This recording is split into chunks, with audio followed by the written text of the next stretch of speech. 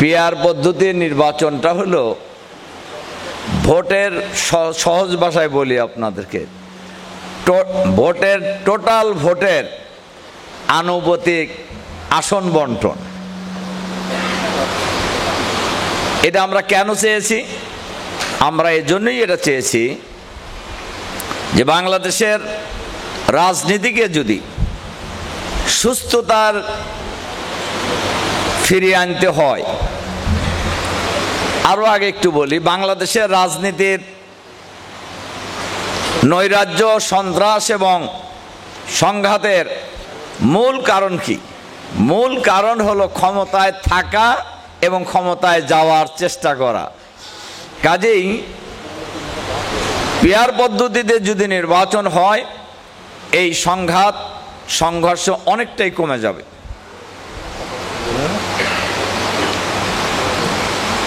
কালো টাকার ছড়াছড়ি বন্ধ হয়ে যাবে, ভোট ডাকাতিও অনেকটাই বন্ধ হয়ে যাবে।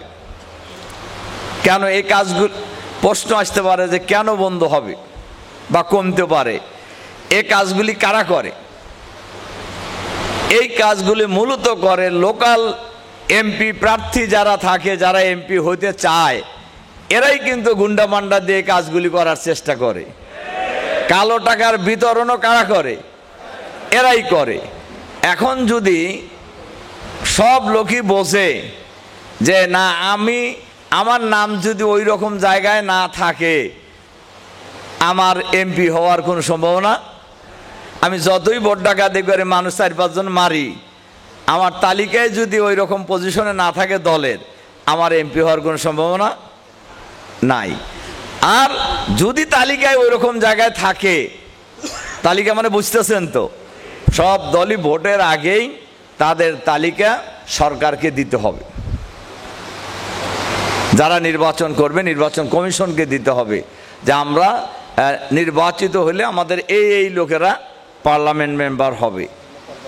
তখন যারা ওই তালিকায় ভালো জায়গায় থাকবে, তারাও মনে করবে ভোট হোক আর না হোক আমি থাকবো, হয়তো সেও আর টাকা খরচ করার চিন্তা করবে না বা খুনাখুনি করারও চিন্তা করবে না। এটা হলো সুস্থ রাজনীতির জন্য একটা অন্যতম পয়েন্ট। 2 নম্বর হলো পিআর পদ্ধতিতে নির্বাচন হলে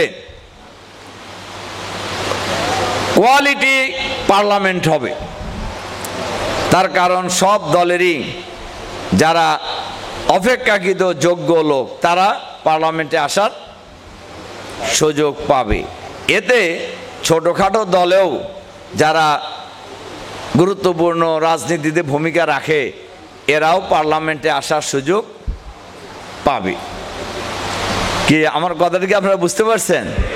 এ কারণেই জামাত মনে করে, যেমন আরেকটা কারণ বলি, যেমন মনে করেন একটা দল খুব বেশি ভোটও যদি পায়, তাহলে 40% বেশি কিন্তু পাওয়ার সম্ভাবনা নাই। তাহলে দেখা যাচ্ছে যে 40% ভোট পেয়ে 100 ভাগ লোকের প্রতিনিধিত্ব করতেছে পার্লামেন্টে। আর যদি পেয়ার পদ্ধতি হয়, তাহলে আমরা ফর এক্সাম্পল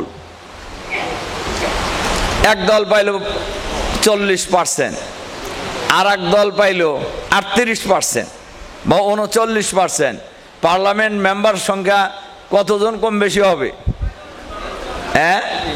3 জন বা 6 জন। তাহলে এই পদ্ধতিতে যে নির্বাচন হয়, সরকারে যারাই থাকবে হিসাব করে সরকার চালানোর চেষ্টা করবে আর কি। সবচেয়ে বড় কথা হলো যে বাংলাদেশের রাজনীতিকে একটি সুস্থ ধারায় ফিরিয়ে আনার জন্য পিআর পদ্ধতিটা খুবই গুরুত্বপূর্ণ।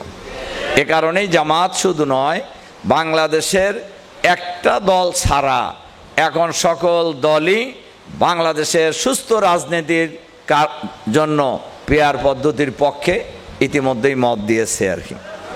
আমরা যারা ঐক্যমত কমিশনে ছিলাম, আমার ওই সময়ও ঐক্যমত কমিশনের মিটিংয়েও অধিকাংশ দলই পিআর পদ্ধতির পক্ষেই তাদের বক্তব্য রেখেছেন।